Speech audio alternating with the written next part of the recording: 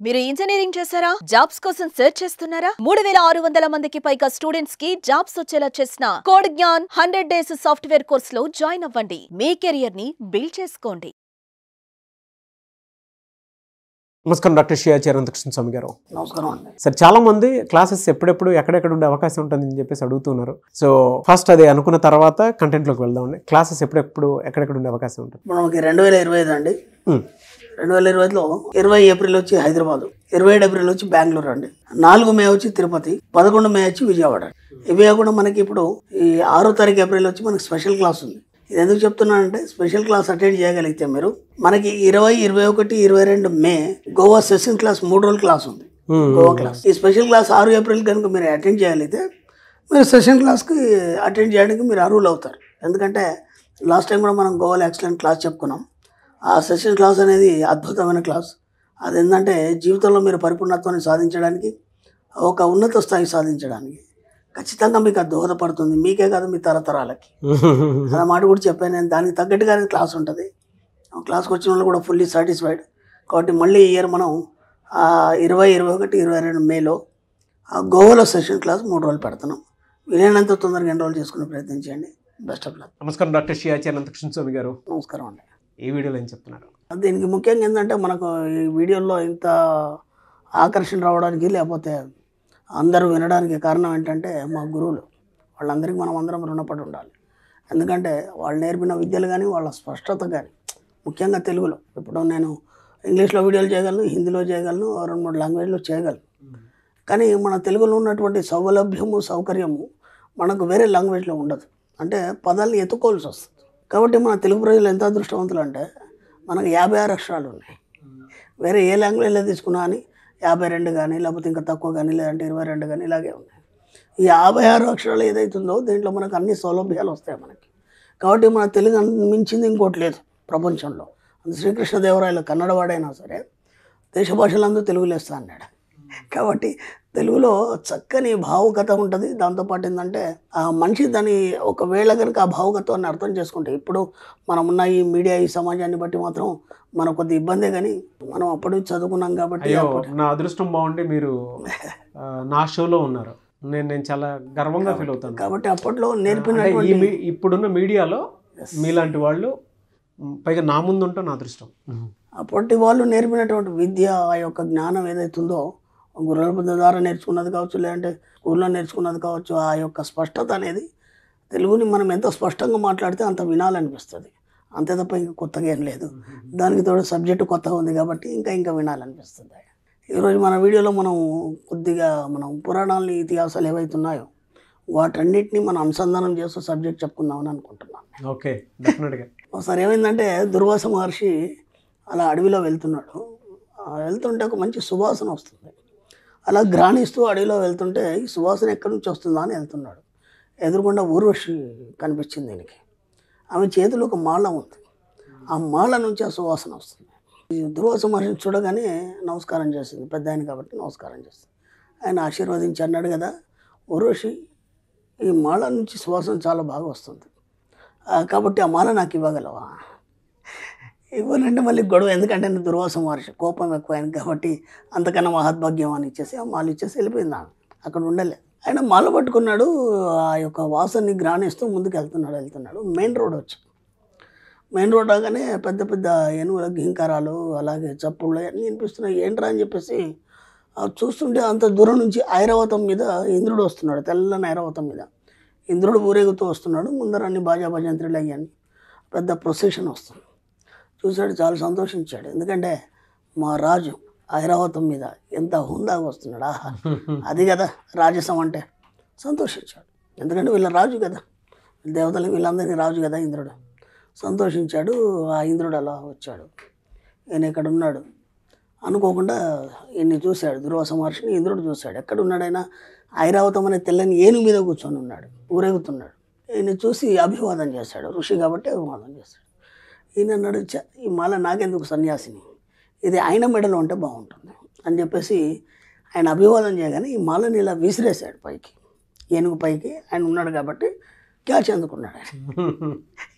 Catch అందుకోగానే ఇది ఎవరి మెడలో ఉండాలి? ఇది ఇంద్రుడి మెడలో ఉండాలి. ఏదో క్యాజువల్ క్యాచ్ అందుకున్నాడు ఆయన, కాకపోతే మెడలో వేసుకోలేదు. అటు ఇటు చూస్తూ అందరికీ అభివాదం చేస్తూ ఆ మాళను తీసి ఏనుగు తల మీద పెట్టాడు. ఏనుగు కుంభస్థలం తల మీద పెట్టాడు. తల మీద పెడితే ఆ ఏనుగుకి ఒక అలవాటు ఉంటుంది, తల మీద ఏది ఉంటే తీసి కింద విసిరు కొడుతుంది అనమాట.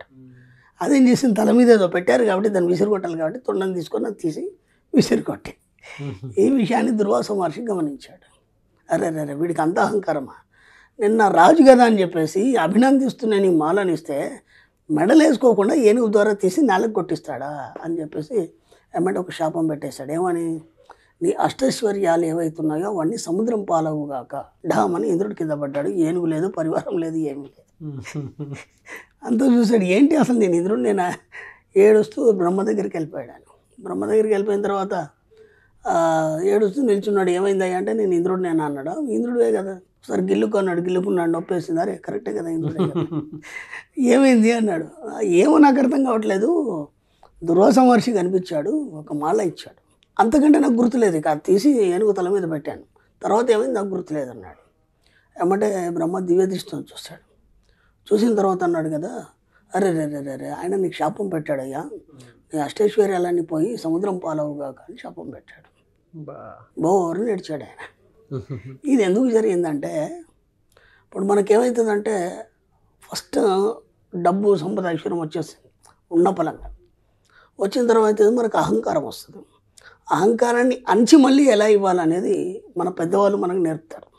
దానికోసం ఏమైపోయింది, ఇంద్రుడి యొక్క ఏదైతే సంపత్తు అది అంత ఉందో అంత సముద్రం పాలైపోయింది. ఇప్పుడు ఏం చేయాలన్నాడు ఆయన. ఏం లేదు, అసురులు ఉన్నారు కదా రాక్షసులు, మీరు దేవతలు రాక్షసులు అందరూ కలిసి సముద్ర మదాన్ని కలిసి చిలికి ఆ సముద్రం నుంచి అన్నీ తీయండి అని చెప్పాడు. అంటే ఇక్కడ ఏమైందంటే అసురులు అంటే నెగిటివ్, సురులు అంటే దేవతలు, అసురులు అంటే రాక్షసులు. నెగిటివ్ పాజిటివ్ రెండు ఎప్పుడు కూడా అంతర్మదనం చెందుతాయి మన మనసులో ఎప్పుడు కూడా. నువ్వు పాజిటివ్ చెప్తే నెగిటివ్ అంటే, నెగిటివ్ చెప్తే పాజిటివ్ ఉంటుంది. అంతర్మదనం అంటే నీ లోపలనే నువ్వు మర్దించమన్నాడు ఆయన. ఓకే, నీ శరీరం నీ బాడీ ఏదైతుందో అది ఒక సముద్రం లాగా. అవును, కాబట్టి సముద్రంలో నీ యొక్క అష్టైశ్వర్యాలు పోయినాయి, వాటన్నిటి వెలిగిదీయమన్నాడు. ఇక్కడ ఇవన్నీ ఎక్కడ పోయినాయి, నీ యొక్క ఆలోచన విధానంలో తేడా వచ్చి అవన్నీ మిస్ అయిపోయినాయి. ఇప్పుడు అవన్నీ చిలికి తీయాలంటే ఏం చేయాలి, మళ్ళీ నీ మైండ్ని ఆ నెగిటివ్ని పాజిటివ్ని రెండింటిని మనం మర్దనం చేయాలి. చేసి చేసి చేసి ఏం చేయాలంటే నీ కాన్షియస్ మైండ్ని సబ్ కాన్షియస్ మైండ్ని ఏకం చేయాలి.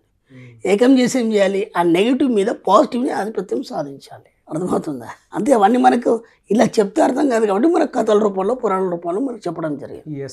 ఆ తర్వాత ఏం జరిగింది, మొట్టమొదట జ్యేష్ఠదేవి వచ్చింది. ఆ సముద్రంలో వచ్చి ఫస్ట్ జ్యేష్ఠదేవి వచ్చింది. ఆమె చాలా భయంకరంగా ఉంటుంది. ఆమెను ఎవరు స్వీకరించలేదు, ఆమె వెళ్ళిపోయింది, పక్కన వెళ్ళిపోయింది. తర్వాత శనిని చేసుకుంది, అది వేరే స్టోరీ. ఆ శనిదేవుని చేసుకుంది. ఎందుకు స్వీకరించే, మనకి ఫస్ట్ కష్టంలో స్టార్టింగ్లో ఏమవుతుందంటే అంత నెగిటివ్ వస్తుంది మనకి. అర్థమైందా? ఫస్ట్ అక్కడ చెప్పబడింది, నువ్వు ఎప్పుడైతే అంతర్మదంతో నీ మనసును చిలుకుతావో ముందు మనం ఏమంటాం, ఇప్పుడు మనం కూడా ఏమంటాం, మెడిటేషన్లో కూర్చోగానే అన్ని ఏదో ఆలోచనలు వస్తున్నాయి గురువుగారు అంటారు. అవును, అన్ని నెగిటివ్ ఆలోచనలు వస్తున్నాయి, ఎంత కాదన్నా నెగిటివ్ ఆలోచనలు వస్తున్నాయి. అది జ్యేష్ఠాదేవి.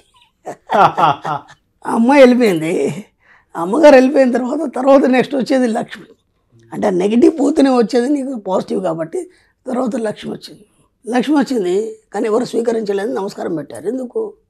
లక్ష్మి అన్నప్పుడు ఏదైనా మనకు సంపద ఇవన్నీ ఉంటాయి కదా, ఆయన వాళ్ళు ఎవరు స్వీకరించలేదు, ఒక నమస్కారం పెట్టారు, అమ్మవారు వెళ్ళిపోయింది శ్రీమన్నారాయణ దగ్గరికి. ఆ తర్వాత కల్పవృక్షం వచ్చింది. కల్పవృక్షం అంటే మీరు ఏది కోరుకుంటే అది ఇచ్చేస్తుంది, ఆయన దాన్ని కూడా స్వీకరించలేదు. ఓకేనా? తర్వాత చింతామణి వచ్చింది, తర్వాత కామధేను వచ్చింది. కామధేను కూడా మీరు ఏదంటే అది ఇస్తుంది. అది మనం ఇంతకుముందు ఎన్నో కథలు చెప్పుకున్నాం మనం పురాణాల్లో. వర్షటమాన్ దగ్గర కామధేను ఉండేది, ఎంతోమంది భోజనం పెట్టింది అని మనం చెప్పుకున్నాము. ఇప్పుడు ఫస్ట్ జ్యేష్ఠదేవి అంటే నెగిటివ్ వెళ్ళిపోయింది, లక్ష్మి వచ్చింది, ఆయన స్వీకరించలేదు. కల్పవృక్షం వచ్చింది, చింతామణి వచ్చింది, ఇవన్నీ వచ్చినాయి, ఆయన స్వీకరించలేదు. వీళ్ళు ఎందుకు స్వీకరించలేదు అంటే లక్ష్మి వచ్చింది కొన్ని రోజులు ఉంటుంది, మళ్ళీ పోతుంది. అది ఎప్పటికి శాశ్వతంగా ఉండదు. ఎందుకంటే లక్ష్మి చంచలమైందని చెప్తారు. మన ఆధ్యాత్మిక పరంగా లక్ష్మి చంచలమైంది, ఒక దగ్గర ఎప్పుడు స్థిరంగా ఉండదని చెప్తారు. కాబట్టి వచ్చింది, పోయింది. ఓకే. ఆ తర్వాత ఏమొచ్చింది, కామధేను. అది కూడా కోరుకుంటే తప్ప అయ్యేది అది. ఇది అర్థమైందా? అర్థమైంది. ఎంతకని కోరుకుంటావు, ఒకటి కాగానే ఇంకో కోరుకుంటుంది, ఒకటి కాగానే ఇంకో కోరుకుంటుంది, ఇంకోటి. అలాగే కల్పవృక్షం, దానికి ఏదో కూర్చొని ఏది స్మరిస్తే అది ఇచ్చేస్తుంది. అంటే ఆలోచన అంటే నిరంతరం కోరికలతో ఉండడం తప్ప నీకంటే ఒక పరిపూర్ణత అనేది ఇంకా రాలేదు. కాబట్టి వాటన్నిటిని ఏమీ స్వీకరించలేదు వాళ్ళు. దేనికోసం వెయిట్ చేశారంటే చివరిగా అమృతం కోసం వెయిట్ చేశారు వాళ్ళు. అమృతం అంటే పరిపూర్ణత్వం. ఇప్పుడు ఇవన్నీ అనుభవించాలంటే నువ్వు పరిపూర్ణటువంటి ఆరోగ్యాన్ని కలిగి ఉండాలి కదా ఫస్ట్. ఇప్పుడు ఇవాళ డబ్బు అనుభవించాలి, ఆనందం అనుభవించాలి, సౌకర్యాలను అనుభవించాలి అంటే నువ్వు ఎలా ఉండాలి? ఆరోగ్యంగా ఉండాలి. కాబట్టి ఆ పరిపూర్ణత్వం ఏదైతుందో అమృతం, అది వచ్చిన తర్వాత వాళ్ళు అప్పుడు సాటిస్ఫై అయ్యారు. కాబట్టి ఎలా ఉంటాయంటే మనం ఇలా చెప్తే ఇదంతా అర్థం కాదు కాబట్టి మనకు ఒక పురాణంలో ఒక స్టోరీ లాగానో లేకపోతే జరిగిన కొన్ని సంఘటనలు యొక్క యుగాల్లో జరిగినటువంటి సంఘటనలు ఈ విధంగా చెప్పడం జరిగింది. ఇదంతా ఏదో కాదు, ఇదంతా కూడా నీ మనసే. నీ మనసులో జరిగే అలజడి ఏదైతుందో అది అంతర్మదనం. ఆ అంతర్మదనంలో నీకు ఫస్ట్ వచ్చేది ఆ నెగిటివే. ఆ నెగిటివ్ని దూరం చేసిన తర్వాత మళ్ళీ ఒకటి పాజిటివ్. చూడండి, అక్కడ నుంచి అన్ని పాజిటివ్ వచ్చినాయి, మళ్ళీ నెగిటివ్ ఎక్కడ రాలేదు. మధ్యలో ఒక్కసారి మళ్ళీ మనకి కాలకుట విషయం వచ్చింది. దాన్ని శివుడు స్వీకరించాడు. ఎందుకు? మళ్ళీ మనం ఇప్పుడు నాకు కూడా ఏమంటారంటే గురువుగారు మీ క్లాస్కి వచ్చాను, బాగానే ఉంది, కొన్ని రోజులు బాగుంది, తర్వాత మళ్ళీ ఏమీ కావట్లేదు, మళ్ళీ అంత నెగిటివ్ వస్తుంది, ఏం చేయాలంటారు. అది కాలకుట విషయం, మధ్యలో వచ్చింది అది. అర్థమైందా?